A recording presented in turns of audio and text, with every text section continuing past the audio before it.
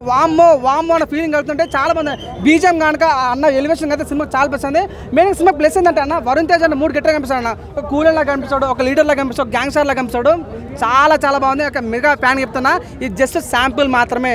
Game changer రాబోతుంది సంక్రాంతికి, అప్పుడు మా పవర్ చూపిస్తాం అన్నప్పుడు చెప్తున్నా. సినిమాలో మంచి కంటెంట్ ఉంది నిజంగా, చాలా మంచి కంటెంట్. బీజం చాలా మంది ఇంటర్వ్యూలో సీన్ ఉంటా భయ్య, చేతులకి సీన్ చాలా బాగుంది. అంటే నిజంగా గద్ద ఈ సినిమాను మట్కానన్న కన్నా గద్దలకొండ గణేష్ పార్ట్ 2 అంటే చాలా బాగుంది. చాలా మంది కరుణాకర్ కుమార్ నిజంగా తన ఒక డైరెక్టర్, తన పేరు బాగా వినబడుతుంది. చాలా బాగుంది. పలాస లాంటి అంతగా గొప్ప సినిమా అందించాడు, చాలా బాగుంది. నాకైతే వరుణ్ తేజ్ యొక్క పర్ఫార్మెన్స్ ర్యాంప్ అన్న చాలా బాగుంది. మీనాక్షి చౌదరి యొక్క లవ్ స్టోరీ చాలా బాగుంది. సో పార్ట్ 2 కోసం వెయిటింగ్.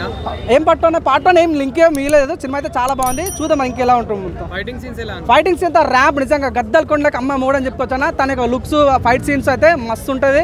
చాలా దిల్కుష్ అవుతుంది నాకైతే. హీరోయిన్ యాక్టింగ్ ఎలా? మీనాక్షి చౌదరి నాకు నిజంగా తన యొక్క లవ్ స్టోరీ చాలా బాగుంది. కానీ లాస్ట్లో మీనాక్షి చౌదరి చంపేశారు భయ, నాకు చాలా హట్ అయినా. ఎందుకంటే తన అందంతో చంపేస్తారు మీనాక్షి చౌదరి, అలాంటి అమ్మాయిని చంపేశారు. సో ఎనీవే అన్న సినిమా అయితే చాలా కొత్తగా ఉంది, చాలా ఫ్రెష్గా ఉంది. నిజంగా చూడన్నా, వారానికి ఒక సినిమా వస్తుంది, నెలకు ఒక సినిమా వస్తుంది, సంవత్సరానికి సినిమా వస్తుంది. కానీ కొన్ని సినిమాలు మాత్రం గుర్తుండిపోయలేదు. అలాంటి సినిమానే ఈ మట్క. దయచేసి చాలా మంది మంట పెట్టేశాడు భయ నిజం వరుణ్ తేజ్. నాకు చాలా బాగా నచ్చింది.